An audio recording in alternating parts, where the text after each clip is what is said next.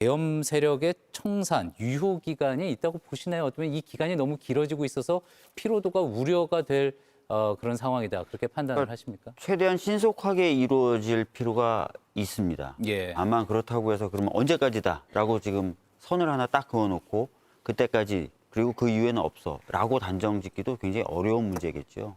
그러나 하여튼 최대한 신속하게 이 부분이 진행이 돼서 국민들도 좀 덜 불안해하시고 또 방금 말씀하셨던 것처럼 뭐 미래에 대한 얘기를 좀 더 많이 할 수 있는 상황을 만들 필요는 있습니다. 그래서 신속하게 하자는 데는 찬성. 그러나 아까도 말씀드렸지만 기계적으로 언제까지 이거는 좀 어려운 문제다라는 말씀드리겠고 예. 아까 서 변호사님 말씀하신 거에 그 유혁 감찰관님께서 말씀을 해주셨지만 헌법소 TF에서 휴대폰을 강제로 볼 수 있는 권한이 없고요.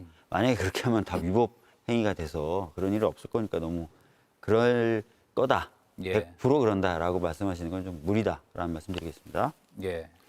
제가 볼 때는 이 기간 상당히 갈 것 같습니다. 그 이유를 말씀드리면 내년 6월에 지선이 있습니다. 예.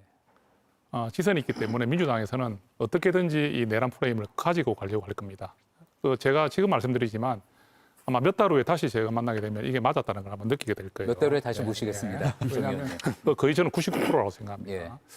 왜냐하면 지선이 있는데 민주당은 지금 지선의 이 분위기를 끌고 가는 것이 필요합니다. 필요한데 이게 지금 6개월이라는 시간 많이 남았어요. 많이 남은 시간 동안 국민의힘이 어느 정도 좀 이런 갈등이 줄어지고 그리고 어느 정도 우리 당이 정리가 되면서 조금 국민들에게 이제 희망을 드리게 된다든지 또는 민주당의 이런 어떤 지금 사법부에 대한 어떤 불필요한 공격이나 이런 좀 여러 가지 이런 부분들에 대해서 국민들에게 실망을 끼치는 일이 오고 이럴 때 지지율에 좀 격변이 벌어지는 일이 벌어진다. 이런 일이 생길 수도 있기 때문에 민주당은 이 내란의 어떤 청산이나 이런 명목을 가지고 계속 저희 국민의힘을 공격하면서 국민 여론을 몰아갈 가능성이 높습니다. 그래서 지금 추가 특검 이야기도 나오잖아요. 3대 특검 그렇게 많은 인력을 투입하고 그렇게 많은 기간을 주고 특검을 3개나 돌렸는데 예. 사실상 성과가 그렇게 크지 않습니다. 크지 않고요. 대대적인 특검을 돌렸지만 성과가 없다 보니까 추가 특검 이야기가 나오는 거 아닙니까? 그럼 그 추가 특검으로 인해서 또 몇 달을 또 가는 거죠. 또 아까 우리 말씀하신 헌법 존중 정부 혁신 총괄 TF가 간단하게 끝날 것 같지가 않아요. 왜? 공직사회 기강을 잡고 공직사회를 이렇게 딱 움츠리게 만들어 놓으면 이렇게 함으로 인해 가지고 결국은 정권의 눈치를 볼 수밖에 없거든요. 그래서 저는 이 정치의 어떤 지금 시간들이 내년 지방선거가 있기 때문에 이렇게 민주당은 이 어떻게 보면 지금 말하는 이런 부분들 우리에게 책임을 묻고 내란에 대한 분위기를 계속 이어가는 것들을 계속 할 가능성이 상당히 높다 이런 말씀드리겠습니다. 근데 이거 수사는요 항상 외과 수술처럼 아주 신속하고 정확하게 환부만 도려내는 게 이게 수사입니다. 근데 지금 특검은요 한번 보십시오. 완전히 말도 안 되는데 그 먼지털이 또 이렇게 별건 수사를 하고요. 그 결과가 참혹합니다. 최상병 특검은 이제 10명 중에 9명이 영장이 기각돼 버렸어요. 임성근 사단장 빼고요. 그다음에 그 조은석 내란 특검도 6명 중에 이상민 장관 빼고 6.5패를 한 겁니다. 그다음에 김건희 여사 민중기 특검은요. 주로 대부분 김건희 여사가 공범이 아닌 별건들이 많이 구속됐습니다. 근데 이것도 부족해서 또 이 2차, 3차, 4차 이러면요. 진짜 저는 이게 피로감이 극에 달하고요. 결국 이 특검으로 흥한 자 특검으로 망합니다. 이러다면 이게 국민들이 지방선거에서 이제 그만해라. 특검 지겹다. 이런 게 여론이 상당히 많아요. 저는 여기서라도 이게 빨리 수사를 끝내야지 이게 2차, 3차 계속 가면 이게 과유불급이다. 이렇게 경고합니다. 그러니까 내란 종식을 민주당이 정치적으로 활용하고 있고 앞으로도 활용할 것이다라고 두 분이 다 말씀하셨는데 매우 유감스럽고요. 간단히 봐도 그렇지 않습니다. 예를 들어서 대통령님 지지율이 여론조사에 따라서 다르게 나오긴 하지만 60%대에서 많이 나오는 데는 70%대 초반까지 나오고 있거든요. 여론조사에서 높은 수치가 나오는 이유 중에 대부분의 국민들이 꼽는 게 외교, 경제 이런 겁니다. 그거는 언론 보도를 통해서 다 보셨을 테니까요. 그리고 대통령님의 지지율이 높은 상황에서 치르는 지선이 여당의 경우에 가장 유리하고 좋죠. 그리고 그렇습니다. 그렇기 때문에 우리 당이나 우리 정부는 외교, 경제, 민생에 애를 쓰는 겁니다. 그리고 더 쓸 거고요.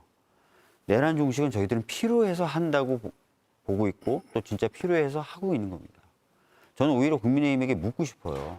언제쯤 윤석열 전 대통령과 결혼하고 언제쯤 작년 12월 3일 날 있었던 내란에 대해서 정확하게 평가하실 겁니까? 오늘도 장동혁 대표, 어제도 장동혁 대표 뭐라고 얘기했습니까? 윤석열 전 대통령이 했던 얘기하고 동일한 얘기를, 거의 100% 동일한 얘기를 반복하고 있지 않습니까? 심지어 공수처와 관련돼서도 터무니없는 말씀하셨던데 북한의 지령을 받고 만들었다. 이건 어디서 나오는 얘기죠, 도대체? 그러니까 이런 상황에 치닫고 있는 국민의힘이 오히려 이런 상황을 만들고 있는 거 아닙니까? 저는 오히려 진짜 묻고 싶어요. 예. 제가 좀 대답을 네. 이게 묻고 싶다고 하시면 대답을 한번 하셔야 국민의힘의 되겠네요. 대답을 들어볼 필요는 있을 것 같습니다. 저한테 하는 이야기는 아닌 것 같고요. 네. 예. 지금 우리 당에 아까 3가지 목소리 말씀드렸잖아요. 근데 그렇게 좀 보실 수 있을 것 같아요. 뭐냐면, 그래도 국민의힘이 좀 깨어있고 살아있구나. 어떻게 보면 저런 강성지휘청의 비판도 받고 문자 폭탄도 받고 하면서도 저 의원들 중에서 40명에 가까운 분들이 어떤 특정 계파를 다 떠나서 국민들 앞에 진심으로 사과하고 고개를 숙일 수 있다는 것은요. 우리 민주당 의원님들도 저희들에 대한 평가를 해주셔야 된다고 생각을 하고요. 물론 그리고 지금 우리 송영석 원내대표도 사실 어제 사과 표현을 분명히 했습니다. 물론 당대표가 하지 않은 부분에 대해서 굉장히 아쉽고 저희들도 굉장히 우려가 되는 부분이 있지만, 그리고 제가 한 번 더 강조하지만 아까 우리 의원님 그래 하셨지 않습니까? 우리가 계엄의 날을 우리가 축제로 하자는 건 아니지만 그때는 국민의힘 의원들도 계엄에 해계제에 참여하지 않았느냐 그런 말씀을 하셨는데, 우리 국민의힘에서 그런 역할을 한 분들의 소중한 분들이 있는 만큼 국민의힘이 내란 정당이 아니죠. 그래서 분명히 그걸 인정하시잖아요. 그거 좀 모순이 되는 거거든요. 한동훈 전 대표와 그 18명 의원들의 그 역할이 너무 컸고 정말 그때는 그분들의 그 역할이 참 국민을 위한 일이었다고 하시면서 국민의힘의 내란 정당이다. 그 18명의 숫자는요. 우리 국회가 교섭단체가 20명으로 구성되지 않습니까? 그러면 20명이 되면 교섭단체가 되거든요. 그러면 그 18명의 의원은 거의 교섭단체 정도의 수준의 숫자이기 때문에 결코 작은 숫자가 아닙니다. 예. 그 일부의 의원이라고 할 수도 없어요. 네. 그러면 우리 국민의힘이 이제 내란 정당이다 이런 식으로 해서 뭐 위원 정당 해산까지 당대표가 공식적으로 이야기하고 하는 부분들은 특히 추경호 전 원내대표가 이제 구속영장이 기각됐기 때문에 그런 부분에 대해서는 이제는 발언을 하지 않, 이제 그런 말씀 안 하시는 게 맞지 않느냐 이런 말씀 좀 드리고 싶습니다. 예. 자, 그러면 박준민 의원이 했던 그 질문에 대한 대답, 서종욱 변호사님은 사실 뭐 국민의힘에서 어떤 뭐 당직을 맡고 계신 거는 아니지만, 그러면 장동혁 대표는 윤석열 전 대표와 절연을 할 것이냐, 하지 않는다 그러면 왜 근데 하지 않을 저는 것이냐? 먼저 말씀해 주신 거에 약간 제가 이제 국민의힘 쪽의 의원님들이 다 뭐 그렇다라고 말씀드린 건 아니지만 예. 그러니까 몇 명의 어떤 의원님들이 다른 생각을 가지고 계시다고 해서 그러면 그 당의 어떤 정치적인 방향이 그렇게 가느냐, 그런 건 아니잖아요. 당대표를 중심으로 분명히 당의 어떤 방향이 잡히고 그렇게 가는 거지 않습니까? 정당이라는 게 그런 거 아닙니까? 뭐 그런데 일부 의원들이 다른 생각 가지고 있으니까 이 당이 좋은 정당이다 이렇게 평가를 해달라는 거는 저는 좋은 등장이라 말하기 정당에 어렵습니다. 대한 평가로서 그럼 그럼 앞으로는 그러면 민주당에 대해서 평가할 때도 여기 10명이 그런 얘기하니까 이 당은 민주당은 어떤 당 예.